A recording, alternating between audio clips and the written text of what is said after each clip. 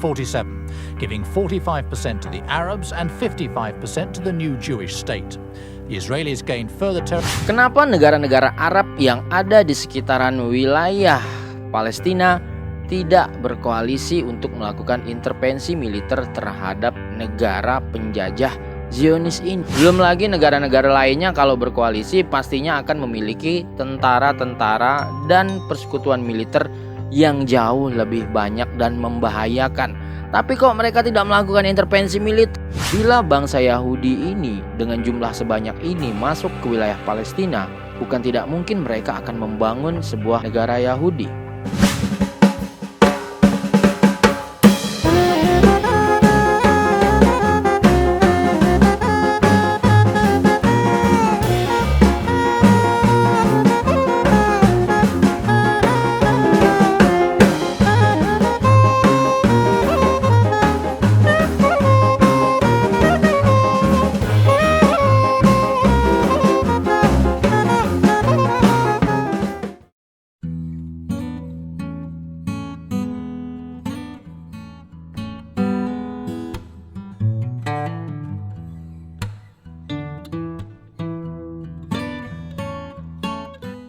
Oke baik, selamat malam. Assalamualaikum warahmatullahi wabarakatuh. Berjumpa lagi bersama saya Gedir Irawan. Tentu saja dalam sebuah channel yang amat sangat luar biasa bersahaja dalam kehidupan kita sehari-hari. Apalagi kalau bukan channel Tukang Kopi. Dan hari ini seperti biasa kita masih dalam sebuah segmen yang bernama Ngopini. Ngopini sembari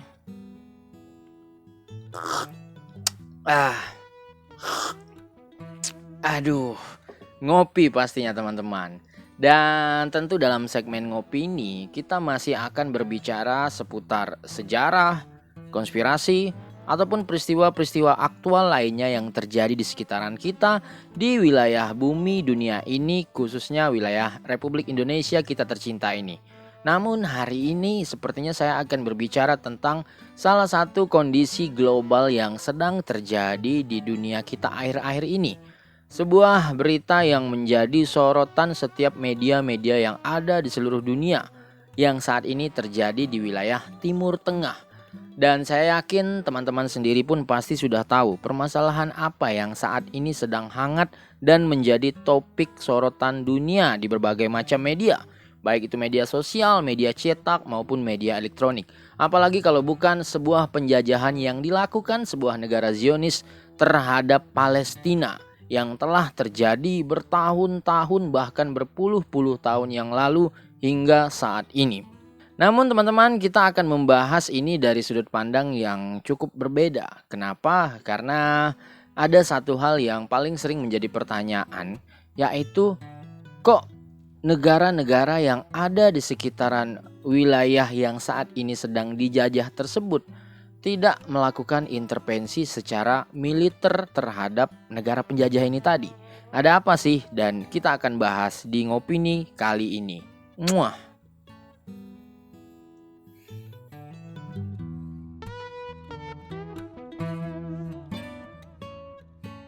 Kenapa negara-negara Arab yang ada di sekitaran wilayah Palestina tidak berkoalisi untuk melakukan intervensi militer terhadap negara penjajah Zionis ini? Apa sih yang sebenarnya terjadi? Apakah negara-negara Arab atau bangsa-bangsa Arab masa kini sudah mulai takut dengan bentuk penjajahan yang dilakukan oleh Zionis ini? Ataukah ada permasalahan lain yang berbeda yang membuat negara-negara Arab tidak bergerak melakukan intervensi militer? Dan sekedar informasi yang ingin saya beritahukan kepada teman-teman bahwa di sekitaran wilayah Palestina itu banyak sekali negara-negara Arab yang memiliki teknologi yang cukup mumpuni, maju, kemudian militernya juga memiliki poin-poin yang cukup penting dalam dunia militer. Sebut saja beberapa negara yang berbatasan langsung dengan negara Palestina ini tadi. Yang pertama ada negara yang kita kenal dengan nama Mesir, yang saat ini terletak di wilayah barat daya dari Palestina. Kemudian selain itu ada juga negara Lebanon yang terletak di wilayah utara dari Palestina. Selain itu juga di wilayah timur laut ada negara yang bernama Suriah atau Syria. Dan selain itu juga di wilayah timur ada negara yang bernama Yordania. Belum lagi di belakang Yordania dan di belakang Suriah ada nama-nama besar seperti Irak, Arab Saudi, Uni Emirat Arab, Oman, Iran, dan tentu saja negara-negara Arab lainnya yang paling sering kita dengar adalah negara para sultan. Kok negara-negara ini terkesan membiarkan saja penjajahan yang dilakukan oleh negara Zionis ini tadi terhadap Palestina? Nah, selain itu ada juga sebuah informasi menarik di mana negara-negara yang saya sebutkan tadi secara peringkat militer melalui sebuah website yaitu Global Fire mengatakan bahwa banyak sekali negara-negara Arab yang peringkatnya cukup baik. Bahkan ada beberapa yang ada di atas negara Zionis tadi. Misalnya seperti negara Mesir. Ternyata Mesir menurut Global Fire ini sendiri memiliki peringkat militer yang lebih tinggi daripada negara Zionis tadi. Mesir pada waktu itu berada di peringkat ke-14 dunia. Selain itu juga ada negara Iran yang ada di peringkat ke-17. Dan negara Zionis ini ternyata teman-teman ada di peringkat ke-18. Artinya dua negara ini memiliki peringkat yang lebih tinggi secara militer dan otomatis persenjataan, peralatan, perlengkapan juga organisasi ketentaraan mereka pastinya lebih lumayan hebat daripada negara Zionis ini tadi. Belum lagi negara-negara lainnya kalau berkoalisi pastinya akan memiliki tentara-tentara dan persekutuan militer yang jauh lebih banyak dan membahayakan. Tapi kok mereka tidak melakukan intervensi militer terhadap negara Zionis ini tadi? Apa sih penyebabnya? Nah, ternyata berdasarkan sejarah ada beberapa hal yang sepertinya membuat negara-negara Arab ini jera ataupun bisa dikatakan mulai hilang selera untuk melakukan intervensi militer kepada negara Zionis ini.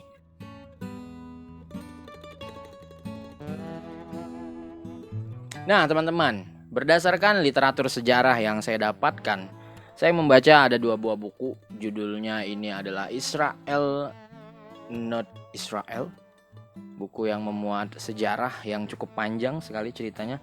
Kemudian ada juga sebuah buku yang berjudul 6 Hari Mengguncang Dunia. Dan di dalam kedua buku ini dilengkapi juga literatur yang saya dapatkan dari berbagai macam website internet. Dan juga ada beberapa podcast terkait tentang bentuk penjajahan ini.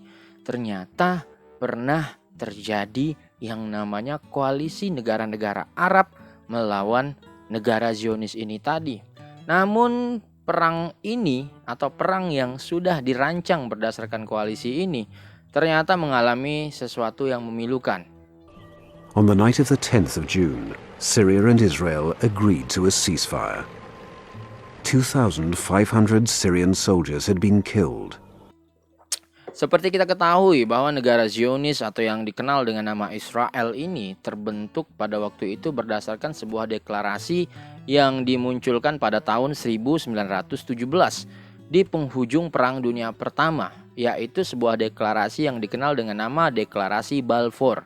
Dalam deklarasi Balfour ini tertulis bahwa nantinya pihak Britania atau Inggris yang terdapat dalam blok sekutu itu akan memberikan hadiah berupa tanah kepada bangsa-bangsa Yahudi yang nantinya akan membantu pihak sekutu dalam Perang Dunia Pertama. Dan benar saja teman-teman, di tahun 1918 ketika Perang Dunia Pertama itu selesai, orang-orang Yahudi ini menuntut kepada pihak Britania atau pihak Inggris untuk segera memberikan tanah tersebut. Dan pada waktu itu mereka memilih tanah Palestina sebagai tanah tempat mereka bermukim. Kenapa tidak? Karena tanah Palestina itu menurut nubuat dan sejarah orang-orang Yahudi merupakan tanah yang konon katanya tanah yang telah dijanjikan oleh Tuhan kepada mereka. Sehingga dari tahun 1918 itu berbondong-bondonglah migrasi dari bangsa-bangsa Yahudi Eropa dan bangsa-bangsa Yahudi seluruh dunia untuk menuju ke tanah Palestina ini tadi. Ditambah lagi terjadinya Perang Dunia Kedua di tahun 1939 sampai 1945. Pada waktu itu terjadi sebuah peristiwa yang dikenal dengan nama Holocaust, yang konon katanya sekitaran 6 juta masyarakat Yahudi terbantai oleh Adolf Hitler dengan paham fasismenya dari Jerman. Waktu itu mereka menggunakan nama Blok Eksis. Di situ Hitler yang katanya adalah orang yang amat sangat anti-Yahudi melakukan pembersihan terhadap etnis-etnis Yahudi yang ada di seluruh Eropa, bahkan kalau bisa di seluruh dunia. Hal tersebut menyebabkan masyarakat Yahudi memilih untuk melarikan diri dari Eropa, dan kemana lagi kalau bukan ke tanah Palestina ini tadi mereka bermukim ataupun mengungsi. Sehingga di tahun 45 setelah Perang Dunia Kedua, migrasi kedua terjadi dan bahkan lebih besar lagi. Hal ini tentu saja menyebabkan masyarakat Arab, khususnya negara-negara Arab yang tergabung dalam Liga Bangsa Arab, berpikir, bila bangsa Yahudi ini dengan jumlah sebanyak ini masuk ke wilayah Palestina, bukan tidak mungkin mereka akan membangun sebuah negara Yahudi. Sehingga di saat itu bangsa-bangsa Arab semuanya bersepakat untuk membentuk sebuah komite tentang permasalahan pengungsi-pengungsi Yahudi di wilayah Palestina ini tadi. Mereka mendesak PBB, khususnya Inggris, agar orang-orang Yahudi ini di-stop migrasinya. Jangan sampai terlalu banyak karena ini bisa membahayakan orang-orang Arab, khususnya orang-orang Arab Palestina ini tadi. Sehingga Liga Bangsa Arab kemudian melakukan sebuah intervensi terhadap LBB yang sudah berubah menjadi PBB di saat Perang Dunia Kedua berakhir. PBB pun kemudian melakukan memberikan sebuah formulasi dan memunculkan sebuah solusi. Ya sudah, kalau memang seperti ini, kita akan melakukan pembagian. Pada 29 November tahun 1947, PBB bersama Britania ataupun Inggris membuat sebuah keputusan yang sebenarnya amat sangat merugikan bangsa Palestina waktu itu. Mereka membagi tanah Palestina menjadi dua bagian. Bagian pertama itu adalah milik orang-orang Yahudi dan bagian kedua itu adalah milik orang-orang Palestina. Dan ternyata pembagian ini tidak seimbang karena sebanyak 55% tanah di Palestina menjadi milik orang-orang Yahudi dan 45% pun menjadi milik orang Palestina. Padahal mereka awalnya mengungsi, ternyata mereka menguasai sebagian besar wilayah dari tanah yang mereka ungsii tadi. Dan bagaimana respon negara-negara Arab, khususnya bangsa-bangsa Arab waktu itu? Mereka menolak, bahkan mereka mengancam, jika sampai berdiri sebuah negara Yahudi, maka kami akan melakukan serangan terhadap negara tersebut. Dan ternyata di tahun 1948, tepatnya pada tanggal 14 Mei, dideklarasikanlah sebuah negara Yahudi yang disebut dengan negara Israel. Waktu itu seorang tokoh Yahudi besar bernama David Ben Gurion memproklamasikan negara ini menjadi sebuah negara Yahudi pertama di dunia bernama Israel, dengan Tel Aviv sebagai ibu kotanya. Tel Aviv, their first Prime Minister David Ben Gurion proclaims the independent Jewish state. British rule is at an end. The Jewish democratic state begins its new life in the ancient homeland of the Jews. This is what they have waited for. Ancaman dari pihak-pihak negara Arab pun akhirnya direalisasikan dengan mendeklarasikan perang 1 hari setelah deklarasi kemerdekaan tersebut. Akhirnya pihak Arab berkoalisi di sini, teman-teman. Koalisi tersebut dijalankan oleh negara-negara perbatasan tadi, Mesir, Lebanon, Suriah, kemudian juga ada Yordania, ditambah Irak dan Arab Saudi berkoalisi untuk menumbangkan negara Yahudi atau negara Zionis yang baru saja muncul dan merdeka. Tentu saja bagi orang-orang Yahudi, ini adalah sebuah perang kemerdekaan. Kenapa? Karena mereka baru saja merdeka. Jika tidak melakukan dan mempertahankan negara mereka yang baru merdeka ini, maka usaha mereka yang telah bertahun-tahun untuk mendirikan sebuah negara yang dijanjikan ini bakalan tidak berlangsung dengan baik. Maka di situ terjadilah sebuah perang habis-habisan dari negara Zionis tadi melawan koalisi-koalisi Arab. Dan bagi negara-negara koalisi Arab, tentu saja ini adalah bentuk pembebasan terhadap negara Arab Palestina, bahwa mereka adalah negara yang pada waktu itu sedang dijajah. Namun ternyata di masa yang akan datang ini menjadi sebuah kehancuran dan petaka bagi orang-orang Arab Palestina waktu itu, teman-teman.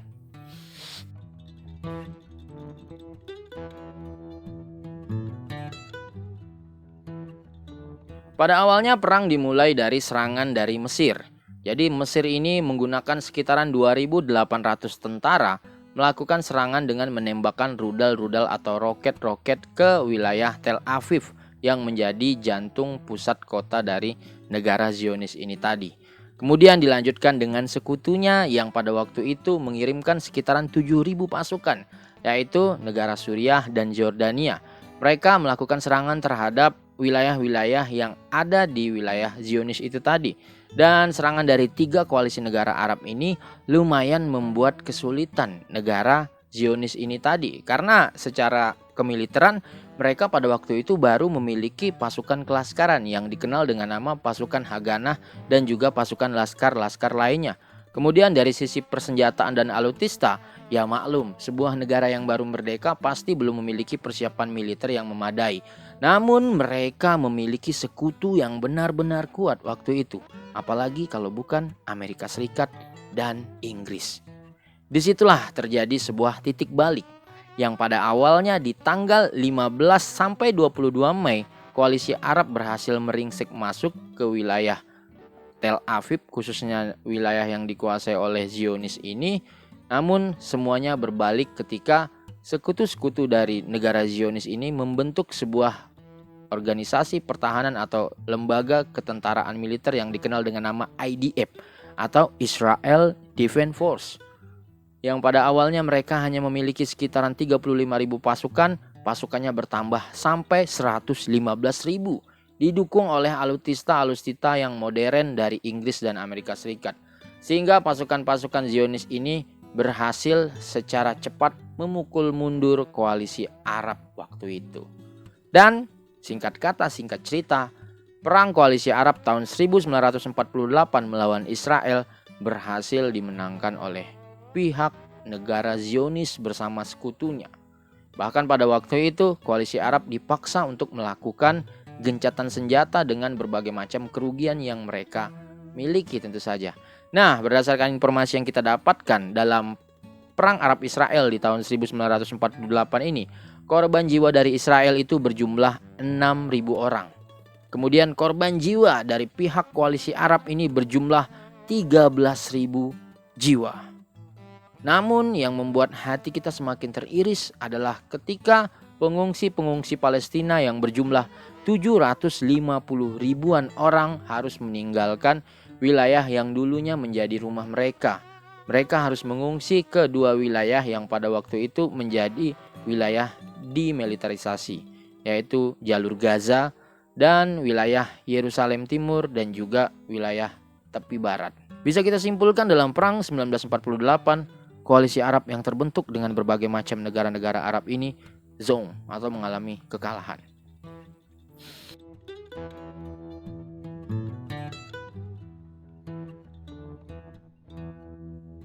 Setelah perang Arab Israel tahun 1948 selesai, ternyata masih banyak sekali perang-perang yang bakalan terjadi yang tentu saja nantinya akan berkaitan dalam pembebasan Palestina dari cengkraman penjajah Zionis Israel ini tadi, teman-teman.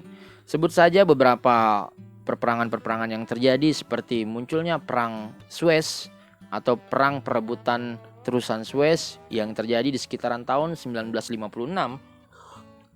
Jadi waktu itu dikatakan bahwa Mesir ini dikeroyok oleh 3 negara, mulai dari negara Zionis tadi, Israel, kemudian Prancis dan Inggris.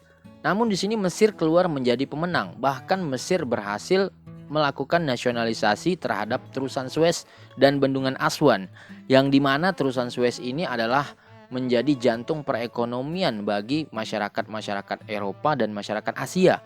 Karena terusan Suez seperti yang pernah kalian pelajari mungkin di beberapa ilmu-ilmu geografi, terusan Suez itu adalah salah satu terusan terbesar di dunia yang menghubungkan perdagangan antara orang-orang Eropa dan Asia serta Afrika, karena memperpendek jalur atau memperpendek waktu pendistribusian barang dan jasa.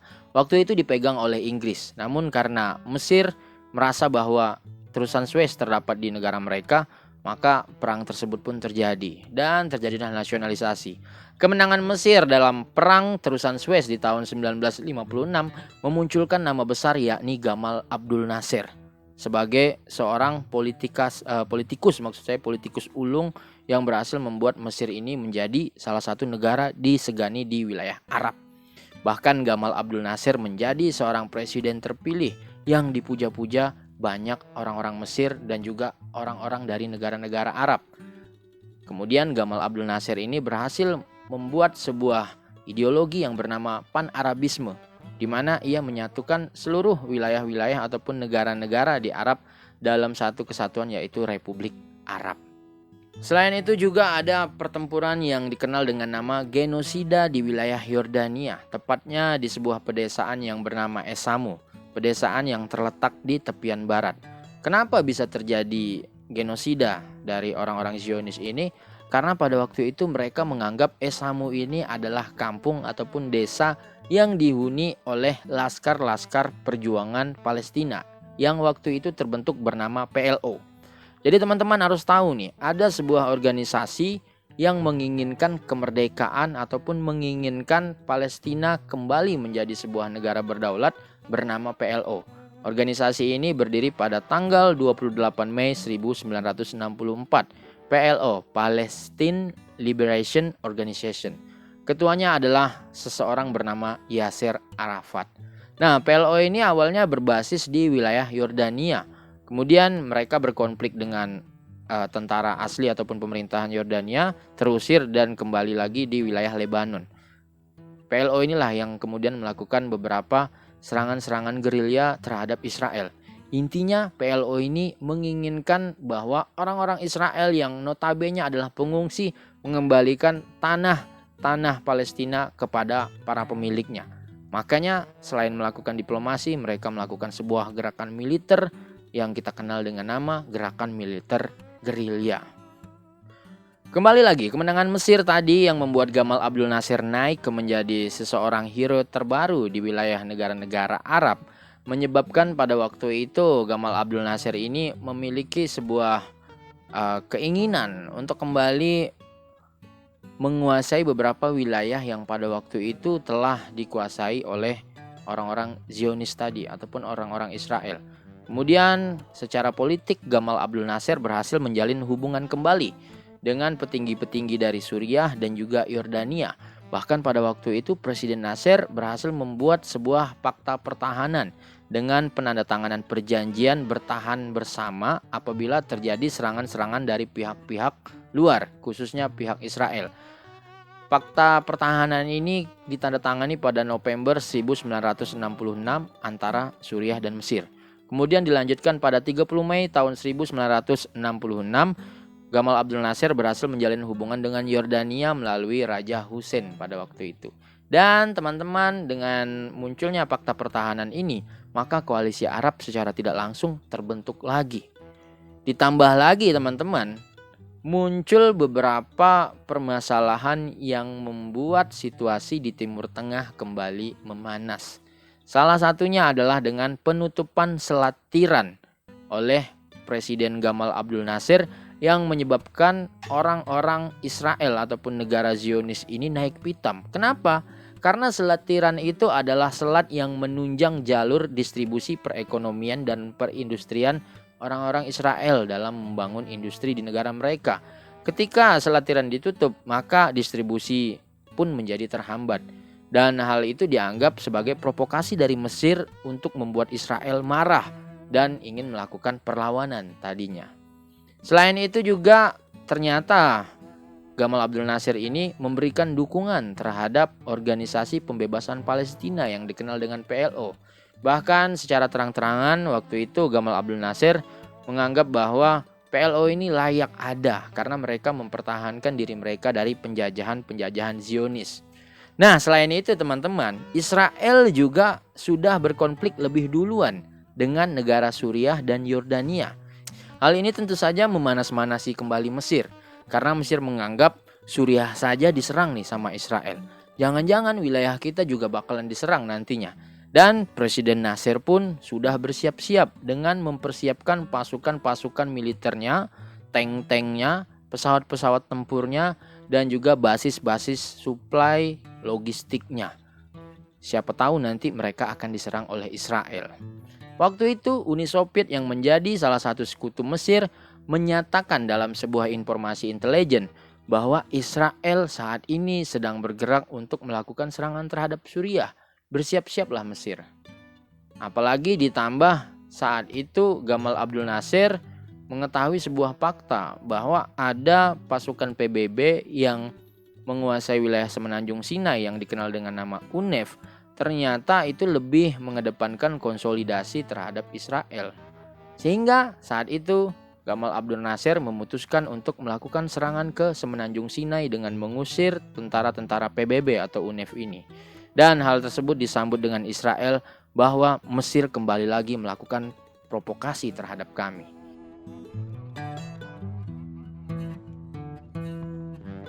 Di tanggal 5 Juni 1967, Israel melakukan serangan kejutan terhadap Mesir. Kurang lebih sekitaran 70.000 pasukan IDF atau Israel Defense Force dipersenjatai dengan 700 tank dan juga 200 pesawat melakukan serangan mendadak terhadap Mesir ini tadi. Bahkan di saat itu lapangan-lapangan terbang ataupun lapangan-lapangan udara militer milik Mesir diserang dan banyak sekali pesawat-pesawat Mesir yang dikenal sebagai pesawat canggih dihancurkan oleh pihak Israel. Tentu saja orang-orang Mesir ini tidak dapat berbuat apa-apa karena mereka minim persiapan. Mereka tidak tahu bahwa mereka akan diserang dengan tiba-tiba seperti itu. Dan ternyata sekitaran 90% kekuatan Mesir, kekuatan militernya maksud saya, mengalami kehancuran. Dan otomatis Mesir pada waktu itu hampir-hampir mengibarkan bendera putih. Namun sayangnya Gamal Abdul Nasir seorang presiden tidak mengakui bahwa mereka sudah kalah di wilayah Semenanjung Semenanjung Sinai atau mereka sudah hampir kalah di Semenanjung Sinai. Bahkan Gamal Abdul Nasir melalui pihak intelijennya menyampaikan ke Yordania dan Suriah bahwa kami berhasil memukul mundur pasukan Israel di Sinai, tinggal kalian. Tentu saja informasi ini ditanggapi oleh pihak Yordania dan pihak Suriah dengan gegap gempita. Wah, Mesir berhasil menang nih. Otomatis kalau Mesir sudah menang seperti ini, kita harus semangat. Kita pun juga harus melancarkan serangan-serangan kita. Nah, karena berita palsu yang disebarkan oleh Nasir ini menyebabkan pada waktu itu Yordania melakukan serangan di wilayah tepi barat dan juga di wilayah dataran tinggi Golan. Namun ternyata pada tanggal 6 Juni 1967 sampai 7 Juni 1967, Israel yang sudah selesai melawan Mesir sudah mempersiapkan pasukannya kembali untuk memukul mundur serangan-serangan dari pihak Yordania. Bahkan Yordania yang sudah hampir memasuki jantung wilayah Yerusalem berhasil dipukul mundur dan bahkan sampai ke wilayah Beirut atau bisa kita katakan ibu kota Yordania terancam oleh pasukan Israel ini. Begitu juga dengan Suriah yang awalnya mereka sudah menguasai dataran tinggi Golan, diserang dan kembali harus meninggalkan perbatasan. Dan singkat kata singkat cerita, saat itu kembali PBB menengahi permasalahan ini dengan menawarkan sebuah gencatan senjata. Gencatan senjata pun terjadi pada tanggal 11 Juni 1967. Bisa kita katakan perang 6 hari di tahun 1967 ini berakhir dan bisa kita simpulkan negara Zionis dengan bantuan dari sekutu-sekutunya yang luar biasa berhasil kembali mengalahkan pasukan koalisi Arab ini tadi. Bahkan berdasarkan data yang dihimpun, korban dari pihak Zionis atau pihak Israel itu ada sekitar 779 jiwa, tidak sampai 1000. Kemudian ada 2.563 jiwa yang terluka. Nah, korban dari pihak koalisi cukup banyak, ada sekitaran 21.000. Ditambah dengan yang luka-luka sekitaran 45.000. Dan ya, koalisi kedua kita pun berakhir gagal. 2 perang sudah dilewati dengan kegagalan-kegagalan tadi.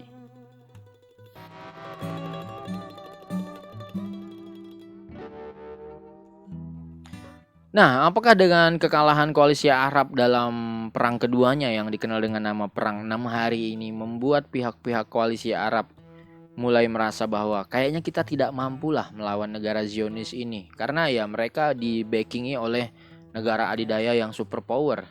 Ternyata tidak. Pihak koalisi Arab khususnya negara Mesir sudah kembali mempersiapkan sebuah strategi untuk kembali melakukan serangan terhadap negara Israel. Seperti yang kita ketahui bahwa ketika perang 6 hari, kedua negara, bahkan ketiga negara nih, mulai dari Mesir kehilangan semenanjung Sinai. Kehilangan semenanjung Sinai ini akan mengancam terusan Suez yang baru saja mereka nasionalisasikan di tahun 56. Mereka takut kalau semenanjung Sinai telah dikuasai oleh pihak Zionis, nanti terusan Suez dan bendungan Aswan pun bakalan mereka kuasai. Itu PR pertama bagi pihak Mesir. Kemudian yang kedua, Suriah kehilangan dataran tinggi Golan. Apalagi dataran tinggi Golan ini salah satu sumber perekonomian yang cukup besar bagi Suriah. Kehilangan dataran tinggi Golan tentu saja membuat hal-hal yang cukup berbahaya bagi mereka. Dan Yordania sendiri akhirnya kehilangan tepi barat dan Yerusalem Timur. Tentu saja hal ini menjadi PR dari negara-negara Arab yang berbatasan di wilayah Palestina ini tadi. Khususnya Mesir pada waktu itu mulai merancang sebuah strategi, kita harus rebut kembali wilayah Sinai ini. Ada sebuah peristiwa besar yang terjadi ketika akan muncul perperangan yang ketiga, yaitu meninggalnya Presiden Gamal Abdul Nasser. Jadi teman-teman, Presiden Gamal Abdul Nasser kemudian meninggal pada tanggal 28 September 1970. Meninggalnya atau wafatnya Gamal Abdul Nasser ini tentu saja membuat situasi di wilayah Arab Timur Tengah ini menjadi kita kehilangan hero nih. Pahlawan kita sudah tidak ada lagi. Namun ternyata tidak. Pengganti dari Gamal Abdul Nasser ini adalah seorang wakil presiden waktu itu bernama Anwar Sadat, berhasil membuat sebuah terobosan baru.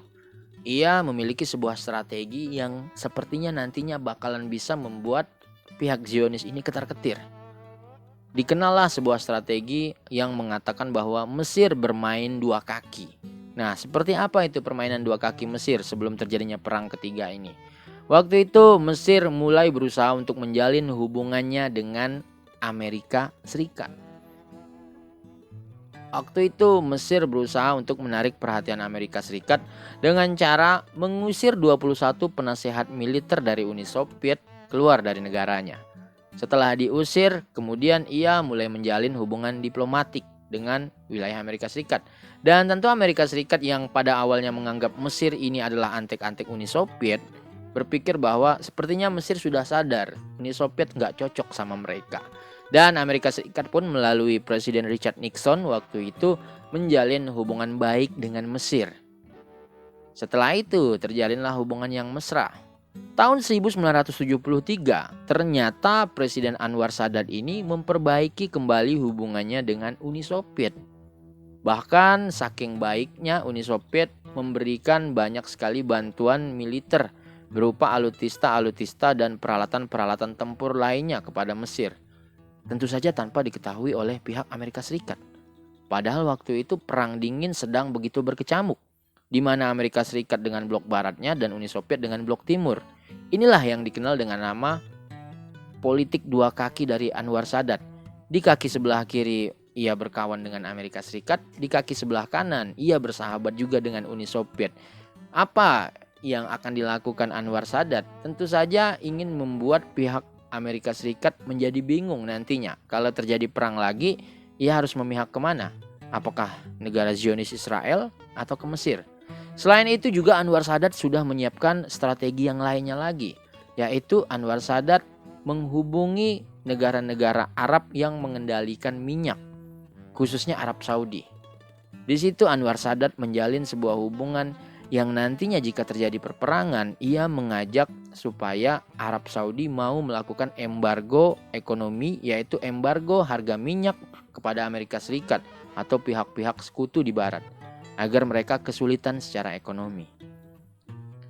Di samping itu juga ia juga melakukan yang namanya strategi kamuflase militer, di mana menggembar-gemborkan di media bahwa militer Mesir saat ini sudah tidak kuat lagi.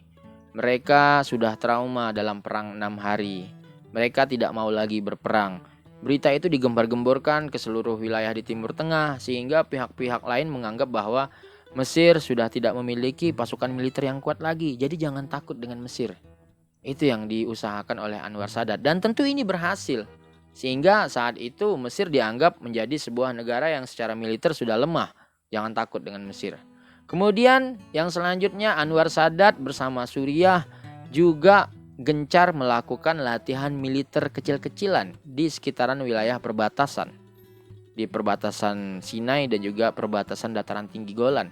Untuk apa dilakukan latihan militer kecil-kecilan ini? Agar nantinya pihak Zionis ataupun Israel melihat bahwa ini hanya latihan. Padahal Anwar Sadat ingin melakukan sebuah kebiasaan agar nantinya ketika Mesir dan Suriah melakukan serangan bersamaan, mereka beranggapan itu hanya latihan. Padahal ini adalah sebuah strategi psikologi tingkat tinggi dari Anwar Sadat. Dan hebat sekali ini. Nanti terbukti efektif. Dan yang terakhir, pihak Mesir dan Suriah juga akan melakukan serangan kejutan itu di sebuah hari yang dimana seluruh masyarakat terfokus dalam satu kegiatan peribadatan yang dikenal dengan Hari Yom Kippur. Sehingga perang ini nantinya akan dikenal dengan nama Perang Yom Kippur. Perang koalisi Arab ketiga kalinya untuk menumbangkan rezim dari Zionis. Bagaimana kisah perang ini? Apakah berhasil atau juga zong seperti dua perang sebelumnya? Seperti ini ceritanya. Sebelum perang Yom Kippur terjadi, memang pihak-pihak Zionis ataupun negara Zionis Israel ini tidak menganggap bahwa Mesir dan Suriah ini ancaman lagi. Kenapa? Karena mereka terfokus dalam satu gerakan pembersihan, yaitu pembersihan terhadap PLO yang semakin menjadi-jadi. PLO yang dipimpin oleh Yasser Arafat ini sering melakukan gerilya-gerilya dan serangan-serangan kejutan terhadap pihak-pihak Israel Zionis. Sehingga pada waktu itu pihak Israel ini kebingungan, gimana nih kita harus melakukan serangan yang seperti apa. Diserang menghilang, diserang tiba-tiba tidak ada lagi. Namun mereka sering melakukan serangan-serangan yang merugikan pihak Israel. Dan hal itu tentu saja dimanfaatkan oleh Mesir dan Suriah. Zionis ini sedang terfokus dalam pembersihan dalam negeri. Sehingga ini adalah ruang yang bisa kita manfaatkan. Nah, singkat cerita, pada waktu itu teman-teman, pada tanggal 6 Oktober 1973, pasukan Mesir dan Suriah melakukan serangan bersamaan. Tepat saat pihak Zionis Israel sedang melakukan peribadatan yang dikenal dengan nama Hari Raya Yom Kippur. Hari raya terbesar bagi umat Yahudi di wilayah Israel. Jadi pada waktu itu wilayah semenanjung Sinai berhasil diringsek dan berhasil dihancurkan garis pertahanannya oleh pasukan-pasukan Mesir. Semenanjung Sinai dalam waktu singkat berhasil dikuasai Mesir. Demikian juga Suriah. Di utara mereka berhasil merebut dataran tinggi Golan. Dan perang ini pada awalnya bisa dikatakan bahwa Israel yang terkejut dan tidak ada persiapan sama sekali, kewalahan untuk menghadapi koalisi dua negara Arab ini tadi. Sehingga waktu itu pihak Israel atau IDF berusaha minta kembali bantuan kepada negara Amerika Serikat sebagai sekutu mereka yang paling membuat hati mereka baik. Namun tentu saja hal ini membingungkan. Kenapa tidak? Karena seperti yang saya sampaikan tadi, Mesir juga sudah menjalin hubungan baik dengan Amerika Serikat. Sehingga Amerika Serikat terkesan dilematis. Waduh, ini gimana nih? Saya mau bantu yang mana nih? Kalau saya bantu Mesir atau saya bantu Israel, saya sudah bersahabat dengan Mesir. Sehingga hal ini memunculkan cukup lama sekali pihak Amerika Serikat berpikir untuk memberikan bantuan kepada Israel. Namun walaupun begitu, akhirnya Amerika Serikat memberikan bantuan itu senilai 2,2 juta US dollar dan juga bantuan alutsista serta pasukan-pasukan kembali untuk negara Israel. Dan Israel Zionis pun berusaha untuk melakukan tekanan-tekanan dan serangan-serangan balasan. Berhasilkah? Ya lumayan berhasil. Mereka berhasil membuat pasukan Mesir dan juga pasukan Suriah ini kembali kalang kabut. Namun strategi kedua pun berjalan dengan lancar.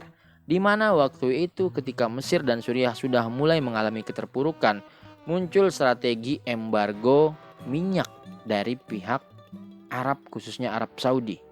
Jadi bisa dikatakan OPEC melakukan sebuah embargo, yaitu penurunan jumlah produksi sebanyak 25% minyak, dan menyebabkan tentu saja kenaikan harga minyak dan memukul pasukan-pasukan sekutu khususnya Amerika Serikat dan Inggris untuk memberikan bantuan lebih hebat lagi kepada pihak Zionis ataupun Yahudi Israel ini.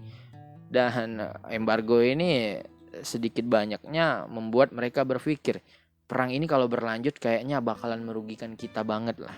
Singkat kata singkat cerita, 11 Oktober, 16 Oktober memang secara militer pihak IDF berhasil memukul mundur pasukan Suriah dan juga pasukan Mesir. Bahkan mereka hampir meringsek masuk ke beberapa wilayah-wilayah di Mesir dan juga Suriah.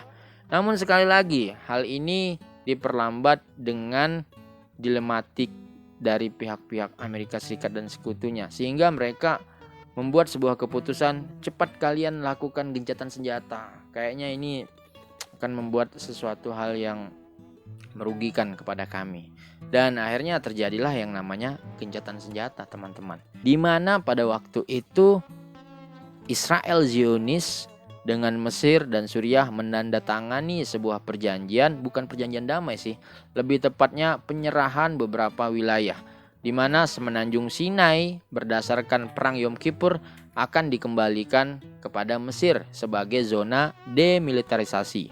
Kemudian dataran tinggi Golan akan diberikan kembali kepada Suriah dan juga harus dilakukan demilitarisasi. Dan sampai di sini tujuan dari kedua negara tadi untuk merebut kembali wilayah yang menjadi miliknya berhasil. Namun bagaimana dengan masyarakat Palestina waktu itu, teman-teman? Sepertinya pihak Palestina dalam perang Yom Kippur ini tidak terlalu diuntungkan. Kenapa? Karena secara perjanjian kabur. Bahkan dalam perjanjian Camp David, pihak PLO atau Organisasi Pembebasan Palestina tidak dilibatkan. Dan terkesan perang koalisi Arab yang ketiga ini hanya untuk kepentingan Mesir dan kepentingan Suriah, bukan kepentingan untuk mengusir Zionis-Zionis tadi dari wilayah Palestina yang mereka jajah. Ya setidaknya sudah pernah terjadi beberapa kali perang koalisi yang dilakukan oleh pihak-pihak Arab terhadap negara Zionis. Tapi ya sejarah mengatakan bahwa belum berhasil dan tidak membuat negara Zionis ini hancur. Malahan mereka berhasil memperlebar kekuasaannya hampir dari 90% atau wilayah Palestina maksud saya menjadi wilayah Zionis Israel saat ini.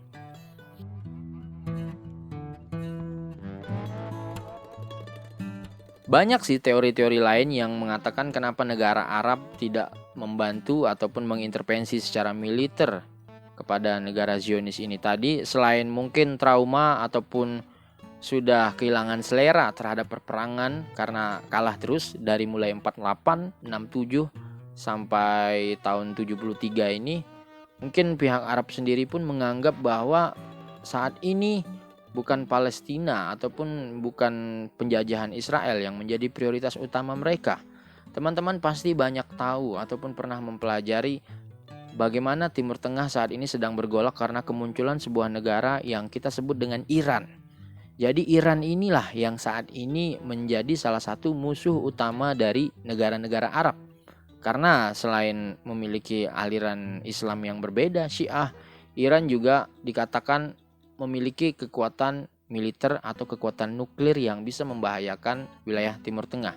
Selain itu juga banyak bangsa-bangsa Arab sendiri yang tidak akur satu sama lain. Irak dan Iran dalam Perang Teluk 1990 itu tidak akur. Kemudian ada juga Arab Saudi dan Yaman yang sampai saat ini pun tidak akur, sering melakukan serangan demi serangan. Bahkan banyak negara-negara lain yang saat ini terjadi pergolakan politik yang dikenal dengan nama Arab Spring. Dimulai dari Tunisia, dimulai dari Mesir, di mana sistem-sistem monarki mulai berubah menjadi sistem demokrasi. Apalagi hal-hal tersebut terjadi di awal-awal abad milenium ini.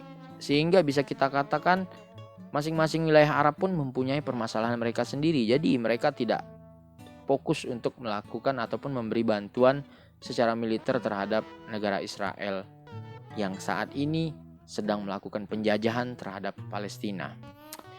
Ya bisa kita simpulkan negara Arab ada takutnya juga, ada traumanya juga, dan juga berpikir secara kepentingan dan perekonomian sepertinya untuk membantu saat ini secara militer belumlah. Mudah-mudahan nanti ada sebuah hidayah yang menghampiri pemimpin-pemimpin Arab untuk kembali bersikap bahwa masalah yang ada di Palestina adalah masalah bangsa Arab bersama. Dan kita harus selesaikan bersama. Baik itu secara diplomatik maupun mungkin bisa dibantu sedikit dengan kekerasan. Bahkan informasi yang terbaru yang saya dapatkan dalam berita, yaitu Yaman saat ini sudah melakukan serangan rudal dan serangan drone terhadap Zionis yang ada di wilayah Israel sana. Selain itu juga banyak berseliweran informasi bahwa katanya Yordania malah memihak ke Zionis lah.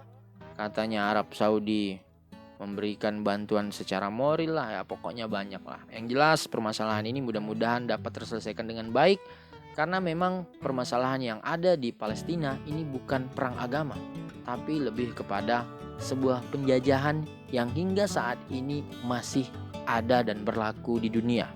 Sebagai masyarakat yang taat kepada amanat dari Undang-Undang Dasar 1945, ingat, penjajahan itu adalah hal yang harus dihindarkan. Karena penjajahan itu adalah sesuatu yang bisa membuat bangsa itu tidak akan berkembang. Untuk itu kita doakan supaya Zionis menghilang, penjajahan menghilang, dan Palestina diberkati oleh Allah Subhanahu wa taala. Amin ya rabbal alamin. Allahu akbar.